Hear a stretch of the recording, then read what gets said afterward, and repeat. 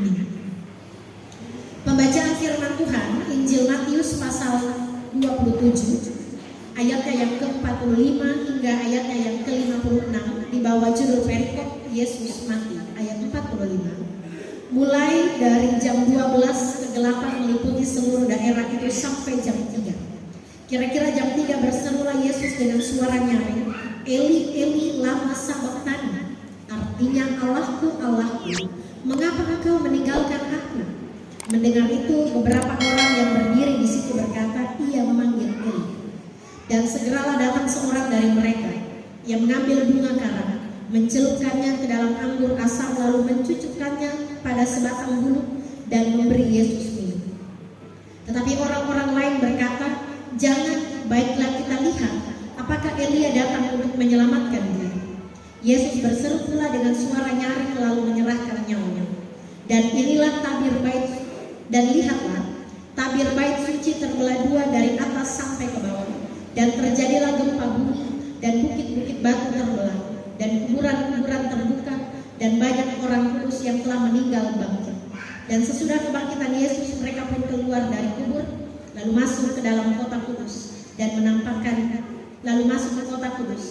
menampakkan diri kepada banyak orang. Kepala pasukan dan prajurit-prajuritnya yang menjaga Yesus menjadi sangat takut ketika mereka melihat gempa bumi dan apa yang telah terjadi, lalu berkata, sungguh ia ini adalah anak Allah.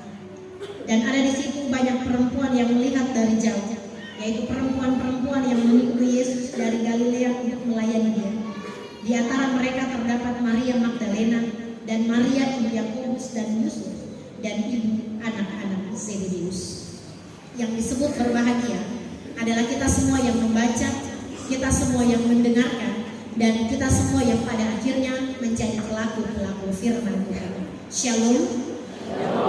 Bapak dan Ibu, sidang jemaat yang kekasih dan diberkati Tuhan, kita bersyukur kepada Allah dalam penghayatan minggu-minggu sengsara Tuhan Yesus Kristus sepanjang 7 minggu. Hari ini adalah puncak dari penghayatan, dari peringatan, dari pemaknaan kita, penyerahan diri kita, dan kerendahan diri kita untuk merenungi bahwa tanpa salib bahwa kita tidak akan selamat.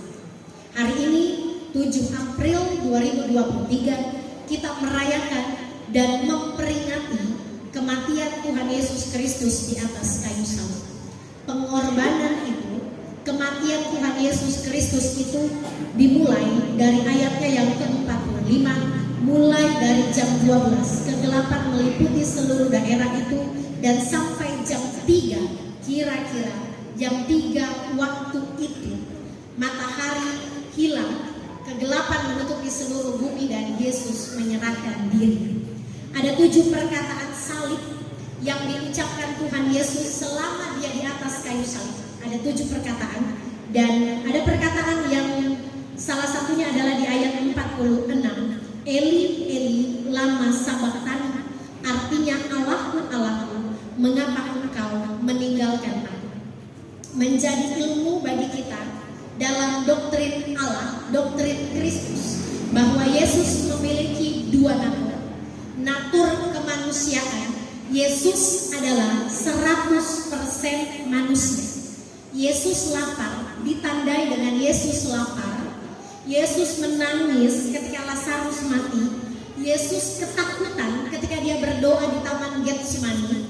Yesus marah ketika bait suci dijadikan tempat perjualbelian. Yesus menangis, Yesus marah, Yesus takut, Yesus lapar ketika dalam penampakan diri dia meminta ikan goreng kepada murid-muridnya. Dan begitu banyak kepastian tentang Yesus adalah manusia 100%. Dia sama dengan kita. Dia harus menjadi manusia supaya dia bisa menyelamatkan manusia.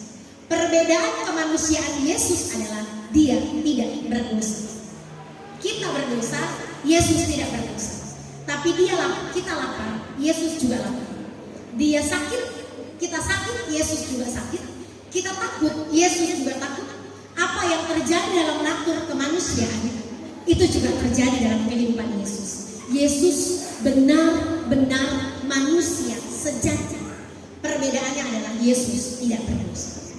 Dalam pribadi Yesus, Yesus juga adalah Allah 100%, Allah sejati dalam natur kealahannya. Dia merubah air menjadi anggur dalam perkawinan di Kana. Dia membangkitkan Lazarus yang mati itu. Dia membuat orang lumpuh berjalan. Dia membuat orang buta melihat. Dia membuat begitu banyak mujizat yang terjadi sepanjang 3,5 tahun pelayanan Yesus. Yesus Allah 100%. Dia Allah sejati, dia manusia sejati. Jadi ini mematahkan pandangan-pandangan bahwa Yesus adalah Allah. Yesus adalah manusia yang diberikan gelar Allah. Pandangan-pandangan, kalau Bapak dan Ibu menonton YouTube misalnya, membaca beberapa jurnal dalam Google, ketika searching di Google, hati-hati jangan sampai kita masuk dalam paham bahwa Yesus manusia yang diberikan gelar Allah. Yesus manusia sejati, Allah sejati. Dia mengalami natur seperti manusia, tetapi dia juga adalah Allah yang sejati. Ketika Yesus tergantung di atas kayu salib di Bukit Golgota, yang mati adalah natur kemanusiaan Yesus. Allahnya, dia tetap Allah sejati.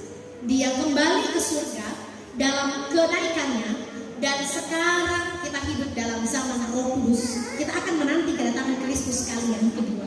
Dan ingat, Yesus datang yang kedua kali. Dia tidak akan mati lagi di atas kayu salib. Yesus datang yang kedua kali. Dia tidak akan lagi jadi bayi yang mungil di kota Daud. Dia tidak akan lagi lahir di kandang domba. Yesus datang kali yang kedua. Dia akan datang sebagai hakim yang adil untuk menghakimi saya dan saudara. Karena iman kita kepada Tuhan membuat kita meyakini bahwa kita memiliki kepastian keselamatan. Bapak dan Ibu, jemaat yang kekasih dan diberkati Tuhan, sudah berapa puluh tahun Bapak dan Ibu merayakan Jumat Agung? Berapa puluh tahun? Berapa kali Bapak dan Ibu merayakan Jumat Agung?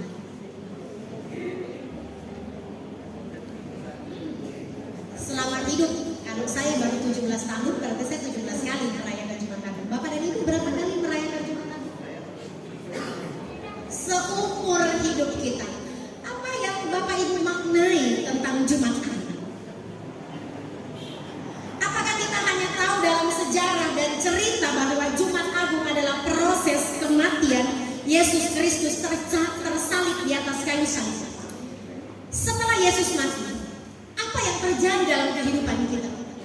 Tahun lalu Yesus mati, tahun 2 tahun lalu Yesus mati, beribu-ribu tahun yang lalu Tuhan Yesus mati. Pernahkah kematian Kristus mengubah kehidupan kita? Pernahkah karya salib itu menggugah kita untuk kita berpaling kepada Allah 180 derajat? Berpalinglah kepada Yesus, maknailah bahwa kematian Yesus di atas kayu salib memberikan kepastian keselamatan. Bisa saja Yesus tidak perlu mati. Bisa, dia manusia, dia Allah 100%. Dia bisa saja kirimkan bala tentara sorgawi untuk menghapuskan dosa dunia. Tapi karena ketaatan Allah, karena cintanya Allah terhadap dunia, ketaatan Yesus terhadap Bapaknya, dia yang kaya rela jadi miskin supaya kita yang miskin ini menjadi kaya dalam keselamatan iman. Sehingga harusnya Jumat Agung, perayaan kematian Yesus Kristus, pulang dari tempat ini jangan lagi jadi orang yang sama ketika Bapak dan Ibu datang di tempat ini memperingati kematian Tuhan Yesus Kristus dalam iman, duduk sehidangan dengan anak domba Paskah. Ketika Bapak Ibu makan roti dan minum anggur, kita dipersekutukan dengan darah Yesus. Habis makan roti dan minum anggur, kita kembali dalam dosa kita. Maka kita membawa Kristus yang dalam diri kita hidup dalam Jadi kalau Bapak dan Ibu dalam komitmen iman ingin bertobat, maka makan roti dan minum anggur. Tapi kalau main-main karena gengsi supaya orang lihat kita masuk dalam perjamuan, bukan dalam kesungguhan iman, jangan makan roti dan minum anggur. Jangan mempermainkan Tuhan dalam perjamuan ini. Mengapa? Kita harus menyadari bahwa Yesus mati di atas kayu salib bukan karena dosanya, tetapi karena dosa kita. Mengapa Allah meninggalkan Yesus dan Yesus berkata, Eli, Eli, lama sabachthani, Allahku, Allahku, mengapa engkau meninggalkan aku? Ada sepersekian detik Allah Bapa meninggalkan Yesus, Allah berpaling dari Yesus, sehingga Yesus berkata, Allahku, Allahku, mengapa engkau meninggalkan aku? Sepersekian detik Allah berpaling muka dari Yesus, karena Yesus sangat berdosa. Kematiannya di kayu salib karena penimpaan dosa kita semua dalam kehidupan Yesus. Allah membenci dosa, sehingga Allah berpaling muka dari Yesus. Allah tidak membenci orang berdosa, tetapi Allah membenci dosa. Allah rela mati dalam Yesus Kristus, rela mati di atas kayu salib karena Dia mengasihi kita orang berdosa, tetapi Dia membenci dosa. Allah tidak pernah menciptakan dosa, tetapi Allah mengizinkan dosa itu membuat kita semakin mendekatkan diri kepada Tuhan. Allah tidak membenci kita yang berdosa, tetapi Allah membenci perbuatan dosa kita. Kita harus imani, kita harus percaya, kita harus pahami bahwa kematian Yesus Kristus bukan sekedar dongeng anak sekolah ini. Dia benar-benar mati. Fakta sejarah mencatat di zaman pemerintahan Pontius Pilatus, Yesus benar-benar mati. Bapak Ibu percaya kematian Yesus adalah fakta sejarah? Adakah yang percaya ini sebuah cerita dongeng? Bertobat.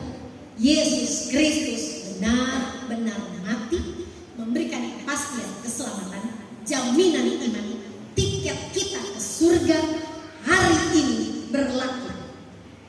Tiket kita ke surga, Bapak dan Ibu, kalau mati pasti masuk surga, karena hari ini Yesus memeteraikan kita lewat kematiannya di atas kayu salib. Percaya kalau mati masuk surga? Amin. Harus percaya. Kasihan Tuhan Yesus mati di atas kayu salib, lalu Bapak dan Ibu tidak percaya akan kematian dan karya keselamatan. Setelah kita percaya, setelah kita imani, setelah kita yakini bahwa Yesus memberikan kepastian keselamatan, lalu apa balasan kita untuk kematian Yesus Kristus? Galatia 2 ayat 19b sampai 20a. Galatia pasal 2 ayat 19b sampai ayatnya yang ke-20. Galatia pasal 2 ayat 19b sampai 20. Aku telah disalibkan dengan Kristus, namun aku hidup, tetapi bukan lagi aku sendiri yang hidup, melainkan Kristus yang hidup di dalam aku. Dan hidupku yang kuhidupi sekarang ini di dalam daging adalah hidup oleh iman dalam Anak Allah yang telah mengasihi aku dan menyerahkan dirinya untuk aku. Ini poin penting dari perenungan akan kematian Yesus Kristus. Kita tersalib dalam kematian yang pertama. Dosa kita, dendam kita, amarah kita, iri hati kita, dengki kita, kebohongan kita, kecongkakan kita, egois kita tersalib bersama dengan kematian Kristus. Disalibkan itu. Sekarang hidup yang kita hidupi sekarang ini adalah Kristus yang hidup di dalam aku. Kematian Kristus membuat kita berpaling 180 derajat. Dendam itu salibkan bersama dengan kematian Yesus. Amarah dalam hati kita salibkan bersama dengan kematian Kristus. Emosi, egois, kecongkakan, amarah, kebohongan, dosa, dan apalah teman-temannya, salibkan itu bersama dengan kematian Kristus dalam kematian bagian yang pertama. Lalu bangkitkan kasih, bangkitkan kedamaian, bangkitkan kemurahan, bangkitkan kebaikan, bangkitkan cinta kasih, bangkitkan segala hal yang baik dalam kehidupan kita, sehingga kita betul-betul memaknai karya salib Kristus dengan merubah kehidupan kita menjadi orang yang lebih baik. Jangan lagi jadi Yudas menyalibkan Kristus untuk kedua kalinya. Kristus sudah mati bersama dengan dosa-dosa kita. Jangan lagi berbuat dosa. Berbaliklah dalam iman kita kepada Tuhan. Bertobatlah. Hidup yang kita hidupi sekarang ini bukan lagi hidup menurut kehendak pribadi kita, tetapi hidup yang kita hidupi sekarang ini adalah hidup menurut Kristus. Apa yang kita ucapkan, perkataan-perkataan Kristus. Apa yang kita pikirkan, pikiran-pikiran Kristus. Apa yang kita dengar, pendengaran tentang Kristus. Apa yang kita buat, perbuatan-perbuatan menyenangkan Kristus. Apa yang kita lakukan, semua hal yang hidup berdampingan dengan Injil Kristus. Sehingga perjamuan kudus, Jumat Agung bukan hanya sekedar lewat dalam perjalanan iman kita, tapi kita betul-betul memaknai hidup kita menjadi alat kesaksian di dalam tangan Tuhan. Terpujilah Kristus dengan